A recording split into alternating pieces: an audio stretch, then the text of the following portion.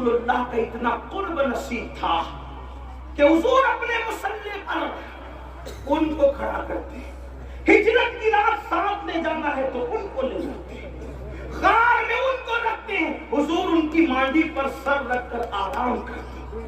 جب ہم حضور کو ان کی مانڈی پر، ان کے سانوں پر سر رکھ کے آرام کرتے دیکھتے ہیں تو عشق و محبت والے یوں کہنے لگتے ہیں دنیا قرآن کو گود میں رکھے گی لیکن ابو بکر تیری قسمت کو سلام، تو نے صاحب قرآن کو اپنی گود میں لے کر کائنات کی رانائیوں کو اپنی گود میں سمیٹ لیا۔ یہ حضور محدث اعظم ہی کے چھوچوی رحمت اللہ تعالیٰ علیہ ان کی شان یوں بیان کرتے ہیں، مرتبہ حضرت صدیق کا یہ ہے سید، مرتبہ حضرت صدیق کا یہ ہے سید، ہر فضیلت کے وہ جامع ہے نبوت کے سوا، ہر فضیلت کے وہ جامع ہے نبوت کے سوا۔ اب سننا، وہ ابو بکر صدیق جو پوری پوری رات عبادت کرے، وہ ابو بکر صدیق جن کی شان میں قرآن کی آیتیں نازل ہو، وہ ابو بکر صدیق جس کی تعریف مصطفیٰ جان رحمت کرے، سوچو کیسے ہوں گے صدیق؟ ان کو تو آخرت سے بے فکر ہو جانا چاہیے تھا کہ رسول اللہ میری تعریف کرے، وہ بھی کیسے تعریف کر رہے، اللہ اکبر۔ ایک مرتبہ حسان بن ثابت میرے آقا کی نعت لکھ کر لائے، ذرا کان کھول کے سن لو میرے بھائیوں، صدیق اکبر کی شان کیا ہے اور پھر ان کی فکر آخرت کیا ہے۔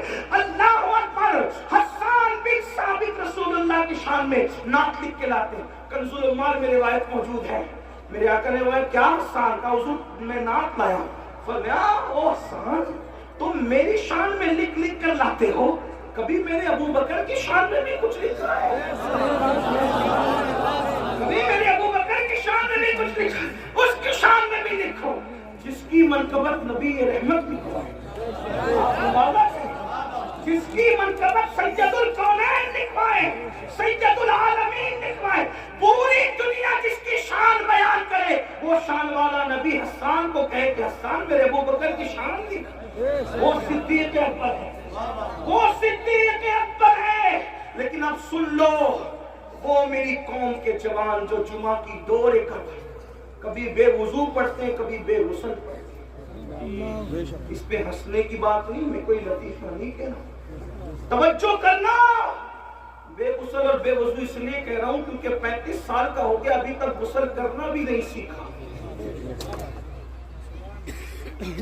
جب نہانا ہوا اٹھا کر کے پالکیاں باندھ لیا، شاور کے نیچے کھڑا ہو گیا، پتا بھی نہیں 35 سال کا ہوا، 3 4 بچوں کا باپ ہوا، نہانا بھی نہیں سیکھا، 25 سال سائنس اور ٹیکنالوجی کو سیکھنے میں لگا دیا جس سے دنیا سمجھ۔ میں مخالف نہیں ہوں، میں تو کہتا ہوں سکھاؤ، ستاروں کے آگے جہاں اور بھی ہے، ابھی عشق کے امتحان اور بھی ہے، تو شاہی ہے پرواز ہے کام تیرا، تیرے سامنے آسمان اور بھی ہے۔ آپ سائنس کے ایجادات کی بنیاد آپ نے رکھی ہے، میں سائنس کا مخالف بالکل نہیں، بلکہ ہم تو کہتے ہیں سائنس جتنی ترقی کرے گی اسلام کا حسن اتنا بے نقاب ہوگا۔ ہم جغرافی اور ٹیکنالوجی کے مخالف نہیں، لیکن شکایت ہمیں اتنی ہے کہ آپ نے جس سے دنیا سمجھتی تھی ان علوم کو سیکھنے کے لیے 25 سال لگا دیے، مگر جس سے آخرت سمجھنی ہے ان علوم کو سیکھنے کے لیے آپ نے 25 دن بھی اپنے علماء کو نہیں دیے۔ بتاؤ کتنے لوگ غسل کرنا جانتے ہو، کتنے لوگ وضو کرنا جانتے ہو، وضو کتنے لوگ اس کے تقاضے اور آداب سے واقف ہے؟ جو کون وضو اور غسل میں ناقص ہو پوچھو مفتی اعظم سنبھل جلوگر ہیں کہ کیا جن اعضاء کو دھلنے کا حکم ہے وضو میں اگر بال برابر بھی جگہ سوکھی رہ جائے تو کیا وضو ہوگا؟ آپ بتائیں، مگر میری قوم کو کون سمجھائے؟ جمعہ کی 2 رکعت پڑھتے ہو، ان میں سے بہت سارے لوگ بغیر وضو اور بغیر غسل کے، کیا جواب دو گے اللہ؟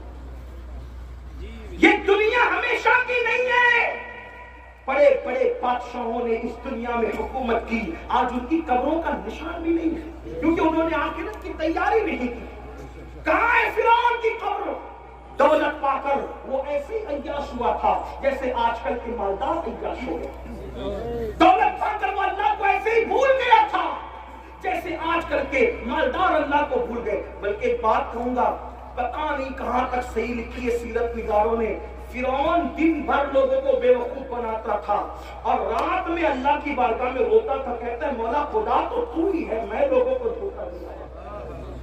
آپ اندازہ کریں, آپ اندازہ, اسی لیے قدرت نے اس کو اتنے دن مہلت دی, اتنے دن اس کو مہلت ملی. میں کہتا ہوں فرعون رو رہا ہے راتوں کو, فرعون رو رہا ہے. اے کلمہ پڑھنے والے, کیا کبھی تو نے اپنے گناہوں کو یاد کرتے ہوئے آنسو بہائے؟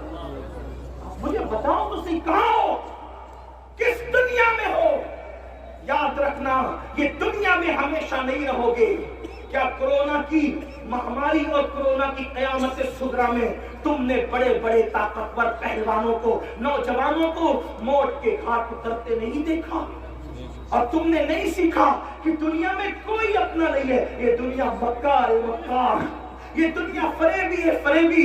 اسی دنیا میں ہم نے کرونا کے دور میں چھوٹی سی عمر میں دیکھا کہ باپ کے جنازے میں بیٹا شریک نہیں ہوا, بیٹے کے جنازے میں باپ شریک نہیں ہوا, دادا کے جنازے میں پوتے شریک نہیں ہوئے, پیروں کے جنازے میں مریدین شریک نہیں ہوئے, مریدوں کے جنازے میں پیر شریک نہیں ہوئے. ذرا سوچو تو صحیح, یہ دنیا ہی دنیا ہے. اس مکار دنیا کا کیا حال ہے؟ میرے امام کہتے ہیں شہد دکھائے, زہر پلائے, قاتل دائن شوہر خوش, اس مردار پہ کیا رچایا, دنیا دیکھی بھالی ہے. میرے بھائیو آخرت کی تیاری کرو, جس دن موت کی ہجکیوں سے, جس دن موت کے تلخ جام سے یہ آنکھیں بند ہو جائے گی اور جسم کا تعلق روح سے ٹوٹ جائے گا.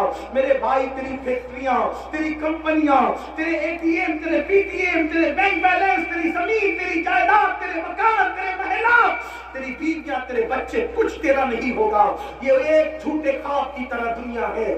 اللہ اللہ, جب آنکھیں بند ہوگی تو اکیلا ہوگا, تو اکیلا ہوگا. میرے بھائی, ایک فقیر کے دل کی فغاں کو اپنے دل میں اتارنے کی کوشش کر لے میرے بھائی, اس دن تو اکیلا ہوگا. نہ کوئی تیرا ساتھی ہوگا, نہ کوئی تیری سنگت ہوگی, کوئی کام نہیں آئے گا. مال اتنا دھوکے باز, ادھر روح نکلی وہ وارثوں کا ہو گیا. دوستوں کا حال یہ ہے کہ لوگ جنازے میں بھی شرکت کرنے کے لیے کتراتے ہیں. اللہ اللہ, جو وفا کریں گے اتنی وفا کریں گے, جو وفا کریں گے بس اتنی وفا کریں گے کہ قبر میں تجھے ڈال کر کے مرو مٹی کے نیچے دبا کر کے واپس لوٹ جائیں گے. اس وقت کا اندھیرا کیا ہوگا؟ ارے اپنے 10x10 کے کمرے میں اگر پاور بند ہو جائے تو اس کی گرمی کو ہم برداشت نہیں کر سکتے. ہائے قبر کی گرمی کیا ہوگی, قبر کا اندھیرا کیا ہوگا, قبر کی تاریکی کیا ہوگی. میرے بھائی جو اپنے آپ کو دھوکہ نہ دو, آخرت کی تیاری کرو. کیا بھیج رہے ہو آخرت کے لیے؟ کب تک دنیا میں مگن رہوگے, کب تک دنیا میں مست رہوگے, کب تک گناہ کرتے رہوگے؟ خدا کے غضب کو چیلنج مت کرو. صدیق اکبر جیسی شخصیت, حضرت صدیق اکبر, ابو بکر صدیق, صبح کے وقت آپ رستے سے گزر رہے ہیں, صبح کے وقت رستے سے گزر رہے ہیں, تھوڑی دیر بیٹھ کے سن لیں, تھوڑی دیر بیٹھ, تھوڑی دیر سن لیں. میں نظر دینے سے کسی گھمنڈ کی وجہ سے انکار نہیں کرتا ہوں. ہمارے آقا کا فرمان ہے, کوئی ہدیہ دے تو لو, جو انکار کرے گا ایک دن اس پر ایسا آئے گا کہ مانگے گا بھی تو لوگ نہیں دیں گے. میں انکار نہیں کر رہا ہوں, لیکن اتنا ضرور کہہ رہا ہوں, آپ کا سب سے بڑا نذرانہ میرے لیے یہ ہے کہ جو بات میں کر رہا ہوں آپ اس کو غور سے سن لو, اس نیت کے ساتھ کہ عمل کرو. اس سے بڑا کوئی نذرانہ میرے لیے آپ کی طرف سے نہیں ہے. یہ بھی ختم ہو گیا, یہ بھی دوسروں کے لیے. یہ جو تم سن کے عمل کرو گے, اور میں کہہ رہا ہوں اگر یہ اللہ کو پسند آ گیا تو یہی آخرت میں نجات کا سبب ہے. توجہ کرو, دھیان دو, دھیان دو. اور آپ سے کہتا ہوں جس کے دل میں اس وقت میرے لیے نیت ہے کہ وہ مجھے نذرانہ پیش کرنا چاہتا ہے, اگر چاہتا ہے نذرانہ پیش کرنا, تو جتنی رقم آپ مجھے دینا چاہتے ہیں اس مجمع میں, اتنی رقم کو آپ سنبھال کے لے جائیں, اور کل صبح اپنی مسجد کے امام کو میری طرف سے نظر پیش کریں. ٹھیک ہے، اب کوئی ادھر نہیں آئے گا، صرف لوگ غور سے سنیں گے، بولو کرو گے کہ نہیں کرو گے؟ انشاءاللہ۔ لیکن یہاں اس لیے کرو گے کہ یہاں سب مجمع دیکھ رہا ہے، وہاں اس لیے نہیں کرو گے کہ کوئی دیکھ ہی نہیں رہا ہے۔